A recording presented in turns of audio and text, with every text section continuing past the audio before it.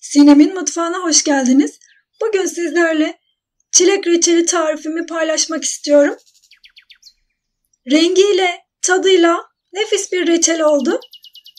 Mutlaka denemenizi tavsiye ediyorum. Umarım sizler de dener ve beğenirsiniz. Yeni tariflerimden haberdar olabilmek için kanalıma abone olup zili tıklayıp bildirimleri açmayı unutmayınız. Tarifimiz için böyle küçük çileklerden almaya özen gösterin. Çünkü küçük çileklerin reçeli çok güzel oluyor. Kasemle ölçüyorum çileklerimi. Böyle bir kase kullanıyorum. 5,5 kase çilek çıktı benim çileklerimde. Ve buna göre de şekerimi koyacağım. Aynı kaseyle bir parmak eksik olacak şekilde şekerimi koyuyorum. Çilek tatlı olduğu için bir parmak eksik kullanıyorum şekeri. Eğer ekşi bir meyve olsaydı o zaman birebir ölçü kullanırdım. Son kasemi tam doldurdum çünkü yarım kase çileğim daha vardı. Biraz kasemi çalkaladım, dibindeki şekerini üzerine döktüm. Kapağını kapatıp bir gece beklettim. Ertesi günü ocağımın üstüne aldım. Kısık ateşte yavaş yavaş kaynamaya bırakıyorum. Bakın suyunu bıraktı çilekler. Şekerim eridi ama dibinde hala biraz şekeri var tabii. Bu şekeri kısık ateşte eriteceğiz. Kaynamaya başladıktan sonra üzerinde oluşan köpükleri alıyorum. Dikkat edin, bu aşamada reçeliniz taşabilir. O yüzden böyle derin bir tencere kullanarak reçelinizi yaparsanız çok daha iyi olur. Ve reçelimizi yaparken de başından ayrılmayalım lütfen. Reçelim tam 35 dakikadır kaynıyor. Artık limon suyunu vereceğim. Yarım limon suyu ekliyorum.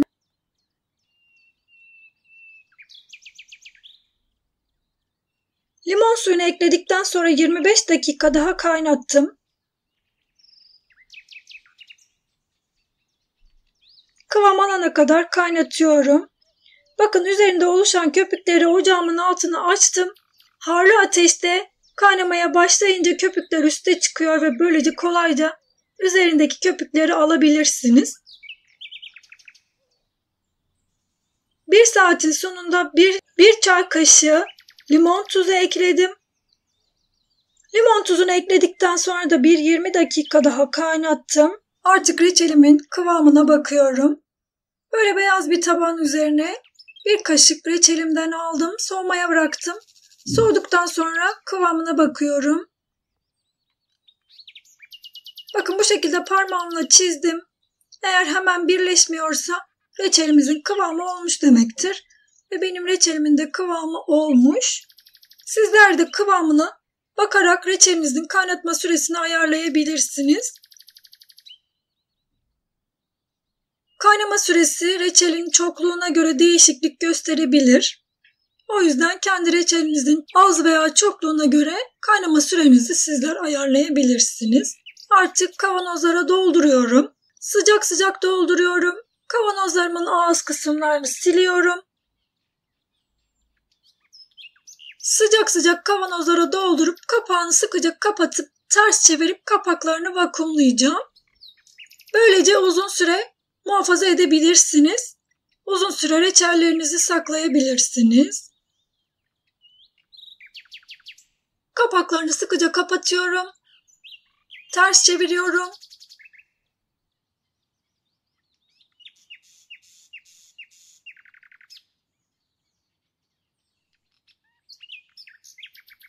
Bir gece bu şekilde beklettim. Açıp sizlere kıvamını göstermek istiyorum. Rengiyle, tadıyla nefis bir reçel oldu. Umarım sizler de dener ve beğenirsiniz. Denedikten sonra yorumlarınızı bekliyorum. İzlediğiniz için teşekkürler.